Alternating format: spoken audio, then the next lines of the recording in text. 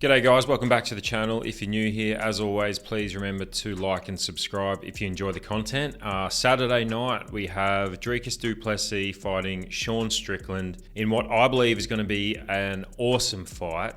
There's not too much to talk about as far as the undercards and leading up to the fight, considering that whole beef that they had seems to be squashed and everyone seems to be behaving themselves. But considering that these two both came into this fight as complete underdogs in their previous fights, I mean, nobody saw Izzy getting beaten by Sean Strickland on short notice. Nobody saw Dricus beating Rob Whittaker in that fight, and that's how we got here. It feels like this championship fight is like a battle of the underdogs. It's two underdogs coming against each other and seeing who's going to be the undisputed champion, and I love it. So for that reason, I've decided to make a video today, which is the top 5 biggest upsets in UFC history. All right, we've got number 1. This is a pretty unanimous one. I think most people would consider this the biggest upset in UFC history. And that's Matt Serra when he defeated George St. Pierre for the title. When Serra came into the fight, he was a plus 850 underdog. That's a huge underdog. It's actually one of the biggest underdogs ever in a title fight, if not the biggest. But what's really crazy about this fight and the win for Matt Serra is that coming into the fight, he earned the title shot from the Ultimate Fighter Comeback Series, and his last 3 wins were against guys who either were no longer in the UFC or had never fought in the UFC. Think about that. You go from fighting guys who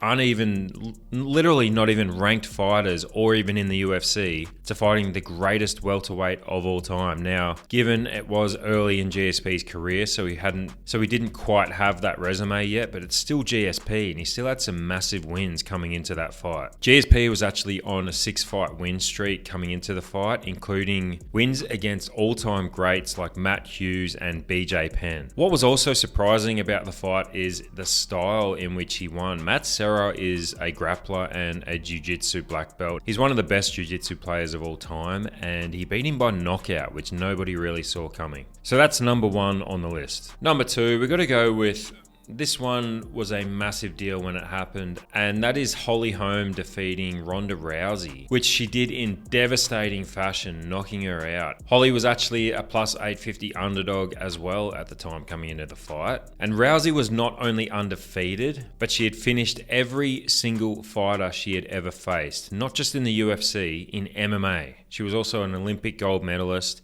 She was the highest paid athlete in the UFC at the time. Think about that. A woman was the highest paid UFC athlete at the time. Ronda seemed invincible when she went into the fight with Holly Holm. Maybe it's our fault. We should have seen it coming, because Holly had a pretty impressive boxing record of 33-2, and she'd won all 9 of her MMA fights coming into that one. So I think maybe people should have seen it coming a little bit, but still, massive, massive upset. And it also happened to be in front of the biggest live UFC crowd ever in Melbourne, Australia. But what's one of the craziest facts about this upset win is what happened afterwards. Holly Holm went on a really bad streak. She lost 3 fights in a row straight after the match, and only won 5 out of her next 12 fights. She really went downhill after that upset win, which kind of proved that it was an upset. All right, number 3, Chris Weidman defeating Anderson Silva. This one ranks number 3 mainly because of Anderson Silva's record at the time and who he was. Like, at the time, he was the greatest UFC fighter maybe ever. I think now there's other people in that conversation, but you've at least got to chuck him up there with the Mount Rushmores of the UFC. Like, he's got to be in the top 5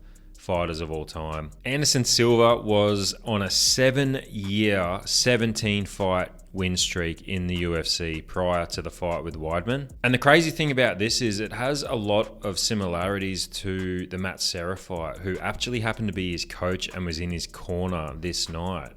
Chris Weidman is a grappler. He's a wrestler and a jiu-jitsu player, and he knocked out the best striker of all time, which is what made it, I think, the number 3 biggest upset in UFC history. Okay, number 4. This one might be a little bit controversial. Leon Edwards beating Kamaru Usman for the title in their rematch. I get it, Leon Edwards wasn't a massive underdog coming into the fight. I think a lot of people did give him a chance. The way that fight was going was so unbelievably one-sided, and for Leon to get the knockout with 30 seconds left, I think makes it number 4 in the biggest upsets in the UFC history. We all remember the speech that the coach gave him and how much that impacted Leon in that last round. Like, Usman, literally all he had to do was stay on his feet and last 5 minutes. In fact, he didn't even have to last 5 minutes. He just had to last 30 seconds before he got knocked out. To put it into perspective, leading into the 5th round, Kamaru was a minus 5,000 favorite to go on and win the fight, which is the biggest ever odds, either live betting or not, in UFC history. Literally all he had to do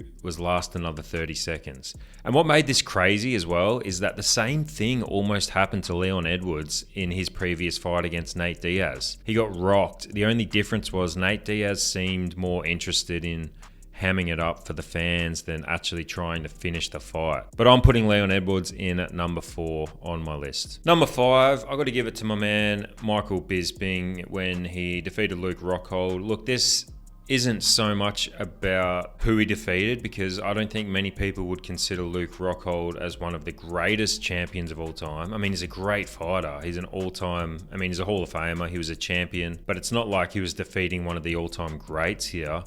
It's what Michael Bisping had to go through to get to this fight, and then how he won the fight. Michael Bisping was a massive underdog coming into this fight, which is mainly because he took it on just 17 days notice. He was in Toronto filming a movie when he got the call for the fight. He wasn't even training. He wasn't at a gym. He wasn't in an MMA gym. He literally was just going for runs at the time. And then he had just 17 days to prepare for a title fight. Think about that. Not to mention, he'd already lost to Luke Rockhold by a 2nd round submission in their previous fight, and he was 37 years old when he won the title finally. I think what made it so special too is Bisping's career was so up and down. He was one of those fighters who would win a few and then lose, and then win a couple and then lose. And every time he seemed to be in a title contender fight, like the ones against Dan Henderson and Chael Sonnen, he lost. It seemed like he just kept getting really close to winning the title, and then something would go against him. And finally, he took his shot and he did it. And he knocked him out in the 1st round, which is crazy. So that's my top 5 upsets in UFC history. I got some special mentions though.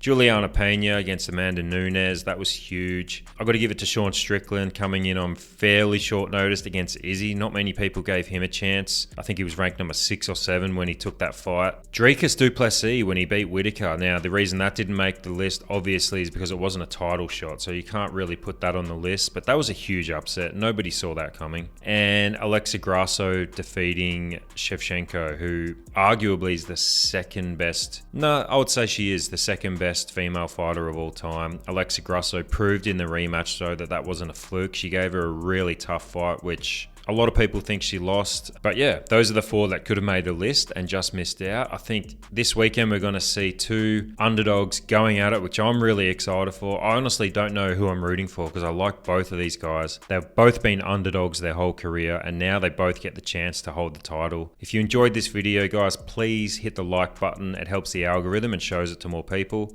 And if you want to see more of this content, hit the subscribe button.